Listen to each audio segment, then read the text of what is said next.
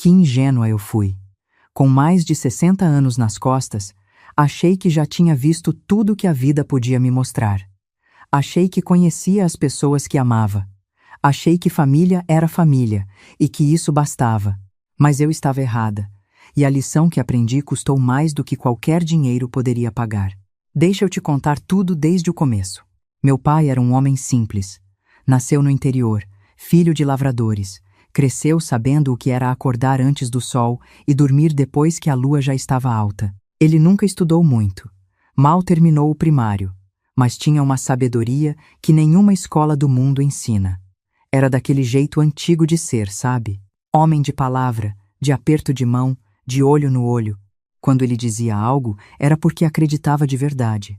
E quando ele amava alguém, amava sem medir. A propriedade que ele deixou não era grande coisa para quem olhava de fora. 3 alqueires de terra. Uma casa de madeira reformada com muito esforço ao longo dos anos. Um pomar que ele plantou com as próprias mãos. Laranjeira por laranjeira, pé por pé. Mas para mim, aquele lugar era tudo. Era onde eu aprendia a andar. Era onde minha mãe me penteava na varanda de manhã cedo. Era o cheiro de terra molhada depois da chuva. A sombra do jacarandá no meio do quintal. O barulho do riacho que cortava o fundo da propriedade. Éramos 2 filhos. Eu e o meu irmão, que é 2 anos mais velho do que eu. Por muitos anos a gente se deu bem. Ou pelo menos foi o que eu acreditei. Meu irmão casou cedo, foi morar na cidade, fez a vida dele. Eu fiquei mais perto do meu pai. Cuidei dele quando minha mãe faleceu, passei os fins de semana na propriedade, ajudei a reformar a casa quando o telhado começou a ceder. Meu marido nunca reclamou disso. Ele sabia o quanto aquele lugar significava para mim, e deixava eu ir sempre que eu precisava. Meu pai envelheceu bem, dentro do possível. Chegou aos 82 ainda lúcido, ainda plantando no quintal, ainda fazendo o café da manhã sozinho. Mas no último ano, as coisas foram ficando mais difíceis. Ele começou a esquecer. Primeiro eram coisas pequenas, o nome de um vizinho, onde tinha deixado a enxada. Depois foram coisas maiores. Um dia eu cheguei na propriedade e ele estava sentado na varanda olhando para o horizonte. E quando eu perguntei o que havia, ele me olhou com aqueles olhos cansados e disse: "Minha filha, eu precisava te falar uma coisa, mas agora eu não lembro mais o que era." Aquilo partiu meu coração. Eu comecei a ir lá todos os fins de semana sem falta. Meu irmão aparecia de vez em quando, no aniversário do meu pai, no Natal, às vezes numa sexta-feira à noite, quando o humor pegava. Mas era eu que estava lá. Era eu que levava o remédio. Era eu que acompanhava nas consultas. Era eu que ficava do lado quando as noites eram difíceis. Não que eu fizesse isso esperando recompensa. Fazia porque era minha obrigação como filha. E porque eu amava meu pai do fundo da alma. Mas confesso que eu achava que meu irmão podia se esforçar um pouco mais. A mulher dele, minha cunhada, nem disso eu gostava muito, mas isso é assunto para outro dia. Foi no mês de março, 2 anos atrás, que meu pai teve a primeira internação séria. Pneumonia. Aquele frio que entrou de repente, e o pulmão dele já não era mais o mesmo de antes. Fiquei com ele no hospital 12 dias. Meu irmão apareceu no 3º dia. Ficou 2 horas. Disse que precisava voltar por causa do trabalho. Meu pai se recuperou, mas saiu do hospital diferente. Mais frágil, mais quieto. O médico disse que ele precisaria de cuidados constantes, que não podia mais ficar sozinho. Eu e o meu marido começamos a conversar sobre o que fazer. A opção mais sensata seria eu passar uns tempos na propriedade com ele, ou então encontrar alguém de confiança para cuidar durante a semana. Foi nessa época que meu irmão começou a aparecer mais. No começo eu fiquei até feliz. Pensei que ele tinha finalmente entendido, que estava querendo participar mais. Mas as visitas dele eram estranhas. Ele ficava pouco tempo com o meu pai. Passava mais tempo andando pelo terreno, olhando as árvores, medindo as cercas com o olhar. Uma vez, quando eu entrei na sala sem fazer barulho, peguei ele mexendo nas gavetas do quarto do meu pai. Perguntei o que ele estava procurando, e ele disse que era o documento de compra do trator velho, que queria ver se ainda tinha garantia. Não tinha nenhum trator. E meu pai não tinha comprado nada nos últimos 5 anos. Fiquei com aquilo na cabeça, mas não disse nada. Quem sou eu para desconfiar do meu próprio irmão? Alguns meses depois, meu pai teve uma recaída. Dessa vez foi o coração. Ficou internado 3 semanas. E na segunda semana, o médico me chamou no corredor e disse, com toda a delicadeza que conseguia, que precisávamos nos preparar para o pior. Meu pai estava fraco. O organismo não respondia como antes. E a qualquer momento as coisas poderiam piorar de vez. Liguei para o meu irmão chorando. Ele veio no dia seguinte. Ficamos os dois no quarto com meu pai. E foi lá, com meu pai dormindo ao lado, que meu irmão me disse pela primeira vez o que estava pensando. Você já pensou no que vai acontecer com a propriedade? Eu olhei para ele sem entender. Meu pai ainda estava vivo. Ainda estava respirando ali do nosso lado. Não é hora para isso, eu disse. É exatamente a hora, ele respondeu, com uma calma que me deixou gelada. Enquanto o pai ainda pode assinar os documentos, precisamos regularizar tudo. Você sabe que a propriedade não tem inventário feito, né? Se ele falecer assim, vai virar um problema enorme para nós dois. Ele não estava errado quanto à burocracia. Mas o jeito que ele falava, aquela frieza, aquela pressa, me incomodou muito. Vamos esperar o pai melhorar e conversar com ele sobre isso, eu disse. Meu irmão não ficou satisfeito, mas naquele momento não pressionou mais. Meu pai voltou para casa, mais fraco, mas voltou. E nas semanas seguintes, meu irmão foi construindo o argumento dele aos poucos, tijolo por tijolo. Primeiro disse que tinha um contador amigo que poderia cuidar do inventário em vida, que era muito mais simples.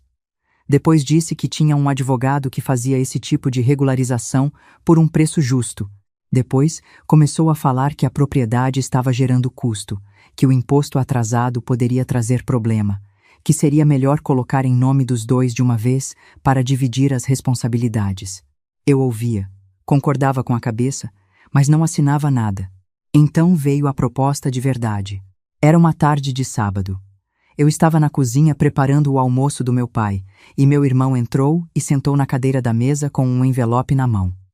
Me disse que tinha uma proposta séria para me fazer, que ele tinha conversado com um empresário de fora que queria arrendar a propriedade por 10 anos para a plantação, que o valor do arrendamento seria bom, que daria para cobrir os custos do cuidado do meu pai e ainda sobrar, que para isso só precisaríamos transferir a propriedade para o nome dos dois primeiro, porque o arrendatário exigia regularização.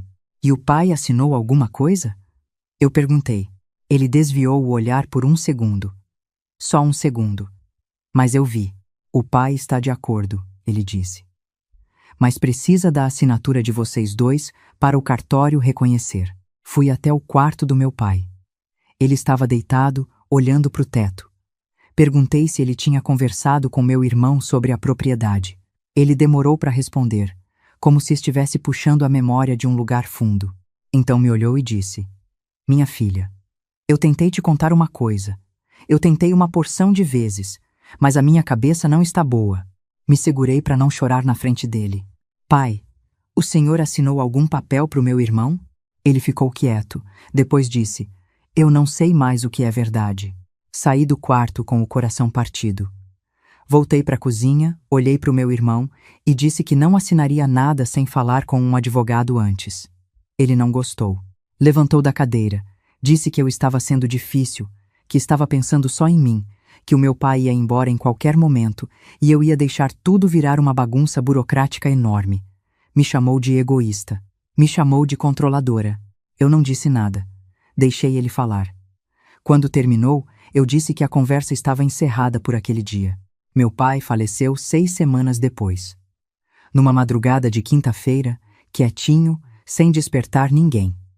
Eu estava dormindo no quarto ao lado, e quando acordei, às 5 da manhã, ele já tinha ido. O rosto dele estava sereno, como se tivesse apenas adormecido de vez. Segurei a mão dele por um bom tempo, antes de ligar para qualquer pessoa. O velório foi simples, como ele teria querido. Vieram vizinhos, alguns amigos antigos da cidade, a turma da igrejinha que ele frequentava.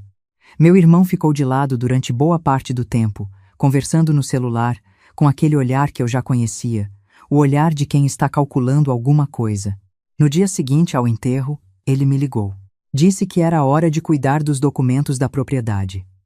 Que quanto mais a gente demorasse, mais complicado ficaria. Que ele já tinha marcado uma reunião com o advogado dele para a semana seguinte e que eu precisava estar presente. Desliguei o telefone e fiquei sentada na varanda do meu pai, olhando para o pomar. As laranjas estavam maduras, pesadas nos galhos. Ninguém tinha colhido. Meu pai plantou aquelas árvores antes de eu nascer. Cada pé daquele eu conhecia de memória.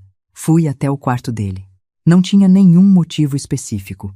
Só queria ficar perto das coisas dele por um tempo. Sentei na cama, passei a mão no cobertor. Olhei a cômoda velha, as fotos na parede, o crucifixo sobre a cabeceira. E então, reparei numa coisa que nunca tinha prestado atenção antes. Na parede, ao lado da janela, havia uma moldura antiga com uma foto dos meus pais quando jovens. Foto de casamento. Eu tinha visto aquela foto 1000 vezes. Mas algo estava diferente. A moldura estava levemente torta, inclinada para a direita. Meu pai era meticuloso com as coisas do quarto. Ele nunca deixava nada torto. Levantei e fui até a foto. Endireitei a moldura, e quando toquei a parte de trás, senti alguma coisa. Havia um envelope preso com fita adesiva nas costas da moldura. As mãos me tremeram. Tirei o envelope com cuidado. Era um envelope amarelado, daqueles que a gente usa em cartório, grosso, fechado com lacre. E na frente, com a letra trêmula do meu pai, que eu reconheceria em qualquer lugar do mundo, estava escrito o meu nome. Só o meu nome. Não o do meu irmão. O meu. Sentei no chão do quarto do meu pai e abri aquele envelope com tanto cuidado como se fosse uma coisa sagrada, porque era, dentro, havia 2 coisas. Uma carta escrita à mão, várias páginas, com aquela letra redonda e caprichada que meu pai tinha quando estava concentrado. E um documento dobrado, com carimbo de cartório. Comecei pela carta. Minha filha querida, se você está lendo isso, é porque eu já fui embora. Perdoa a letra. A minha mão não está mais como antes, mas eu precisava te escrever enquanto ainda tinha juízo suficiente para isso. Tive que parar de ler. Respirar fundo. Continuar. Tem muita coisa que eu queria te dizer em pessoa, mas as palavras foram ficando mais difíceis com o tempo, e eu sempre tive medo de confundir tudo e te assustar. Então escrevi. Escrevi para você porque você sempre foi a filha que ficou. A que não precisou ser pedida. A que apareceu sem eu chamar. E eu sei que você nunca fez isso esperando nada em troca, porque você é feita da mesma massa que a sua mãe. Mas eu não sou ingrato, minha filha. E eu sei mais coisas do que as pessoas pensam. Tive que parar de novo. Enxuguei os olhos com a barra da camisa. Nos últimos anos, eu percebi coisas sobre o seu irmão que me entristeceram muito. Tentativas de me convencer a assinar documentos que eu não entendia direito. Conversas com pessoas que eu não conhecia, que apareceram aqui em casa quando você não estava. Uma vez, quando eu fingi que estava dormindo, ouvi uma conversa dele com a mulher dele sobre a propriedade, sobre quanto valeria se fosse vendida, sobre o que fariam com o dinheiro. Ele não sabe que eu ouvi, e eu fiz questão de que ele nunca soubesse. Precisei ler aquele trecho 2 vezes para acreditar. Eu sei que você vai me perguntar por que eu não disse nada. A verdade é que eu tentei. Mas toda vez que chegava a hora, eu esquecia as palavras. Ou você estava tão cansada que eu não quis te pesar mais. E com o tempo, a minha cabeça foi ficando menos confiável, e eu comecei a ter medo de que você achasse que eu estava inventando. Então tomei uma decisão. O documento dobrado dentro do envelope era uma escritura, registrada em cartório há 2 anos e 7 meses. Com firma reconhecida, tudo em ordem. Meu pai tinha feito uma doação em vida da propriedade inteira para mim. Apenas para mim, com uma cláusula de usufruto que garantia que ele poderia viver lá até o fim da vida, e com uma segunda cláusula, que eu precisei ler 3 vezes para entender direito, dizendo que caso algum herdeiro contestasse a doação, a propriedade deveria ser revertida para uma entidade beneficente da cidade.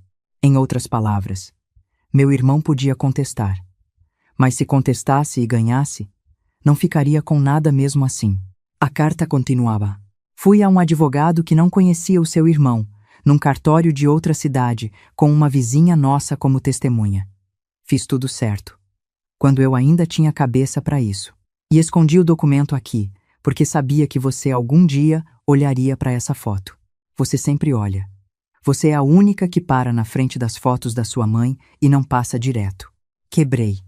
Chorei ali no chão do quarto do meu pai por um tempo que não sei quanto foi. Chorei por ele, por ela, por tudo que eu não sabia que ele sabia, por toda a solidão silenciosa de um homem velho que sabia de tudo e não conseguia mais falar. Quando me acalmei, terminei de ler a carta. Minha filha, você vai passar por dificuldades com o seu irmão quando isso vier à tona. Eu sei. Ele não vai aceitar fácil, mas o documento está correto, e o advogado que cuidou disso foi indicado pelo padre da igrejinha. É um homem sério. O nome dele está no final dessa carta, com o telefone. Ligue para ele antes de falar com qualquer outra pessoa, antes de assinar qualquer coisa, antes de ir a qualquer reunião. E no final da carta, antes da assinatura, meu pai escreveu uma última coisa. Eu sei que você nunca pediu nada. É por isso que eu te dei tudo. Cuida bem do pomar. As laranjeiras precisam ser podadas em maio. Eu sempre esquecia de te ensinar isso, mas agora você vai ter que descobrir sozinha.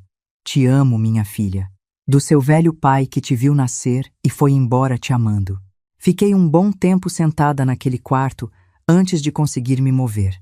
Quando finalmente me levantei, fui até a janela.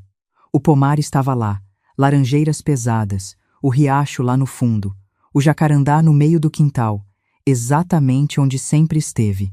Peguei o celular e liguei para o advogado cujo nome estava no final da carta. Ele atendeu no segundo toque, como se estivesse esperando. Quando me identifiquei, ele disse: Dona, eu já sabia que você ia ligar um dia.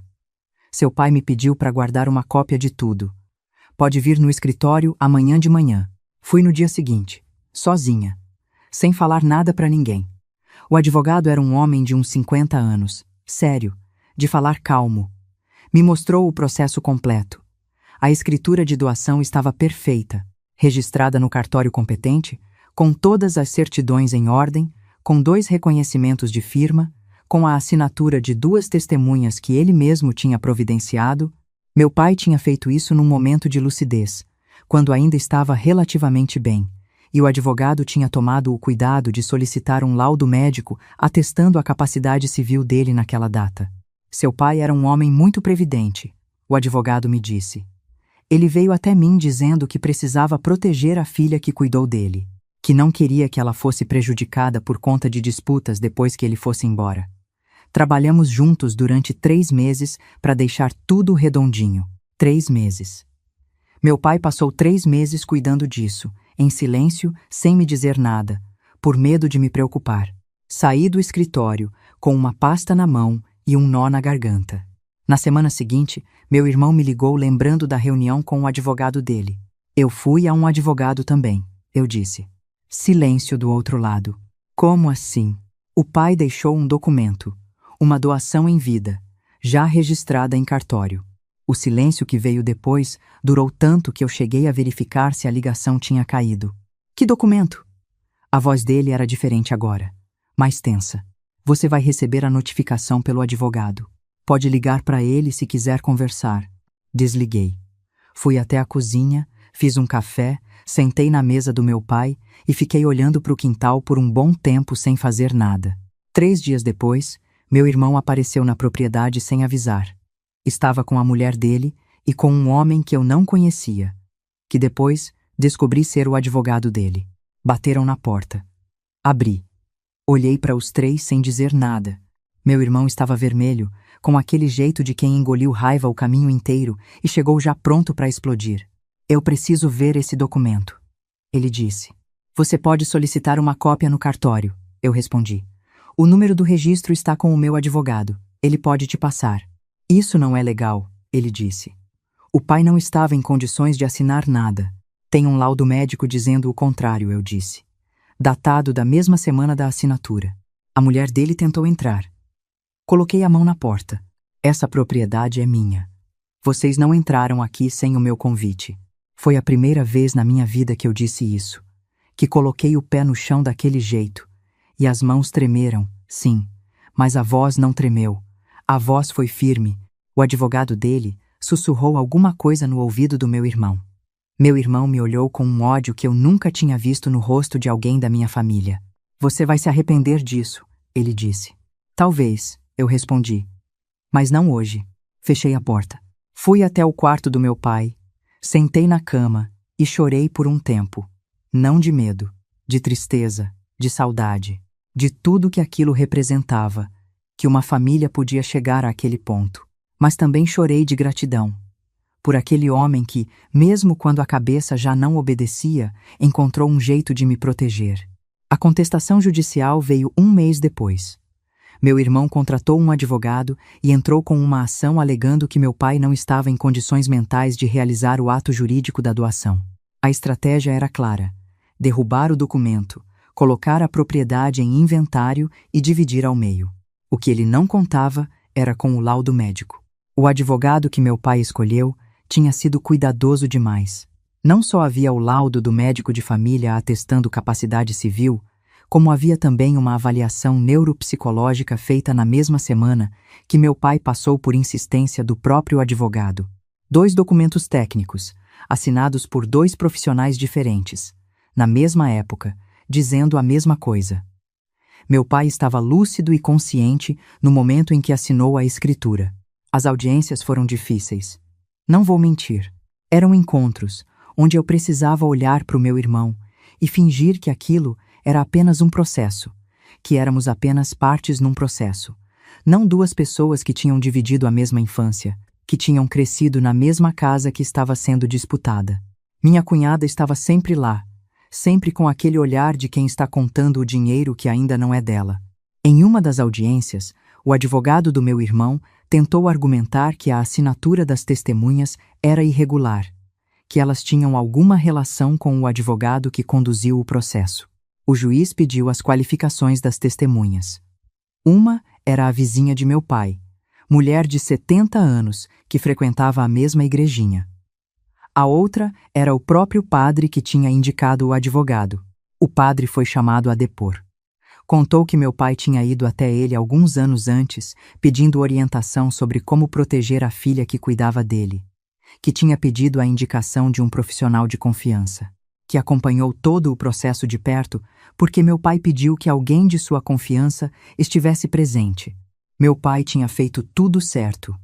Cada detalhe levou 11 meses. 11 meses de audiências, de documentos, de encontros tensos no corredor do fórum, de noites que eu passava acordada imaginando o que aconteceria se eu perdesse, se tudo aquilo que meu pai tinha planejado não fosse suficiente. Mas foi suficiente. O juiz julgou improcedente a contestação. A doação foi mantida em todos os seus termos. A propriedade era minha, como meu pai havia decidido quando ainda tinha clareza suficiente para decidir. Quando saí do fórum naquele dia, fui direto para a propriedade.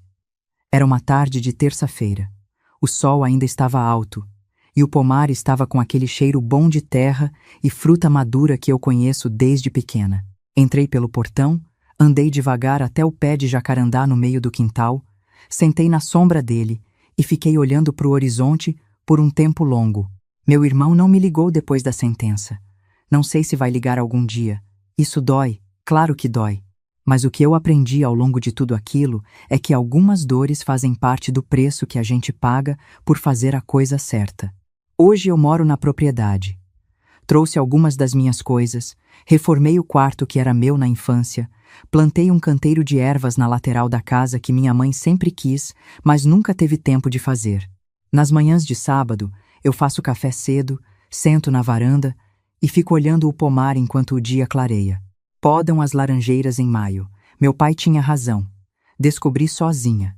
A carta dele está guardada numa gaveta da cômoda do quarto dele, que eu não tive coragem de mudar de lugar. De vez em quando eu a rereio. Não toda vez. Mas quando preciso. Aprendi que um pai pode não ter palavras, mas pode ter sabedoria. Aprendi que às vezes o amor de um pai não aparece em conversas. Aparece em documentos de cartório, escolhidos na hora certa. Aprendi que proteger alguém não é sempre ficar do lado. Às vezes é planejar em silêncio, é pensar no que vai acontecer quando você não estiver mais aqui para proteger. E aprendi, finalmente, que confiar é diferente de ser ingênua, que a gente pode confiar nas pessoas certas e se proteger das pessoas erradas ao mesmo tempo, sem precisar virar outra pessoa para isso. Meu pai soube fazer isso com o coração e com a cabeça, com a letra trêmula de um homem de 82 anos que tinha medo de esquecer as palavras, mas não esqueceu nenhuma das que importavam. Se você está me ouvindo hoje e tem um pai ou uma mãe ainda aqui, vai até eles. Não amanhã. Hoje. Senta do lado, pega na mão e escuta o que eles têm a te dizer enquanto ainda podem dizer. Porque às vezes eles já sabem coisas que a gente ainda vai levar anos para entender.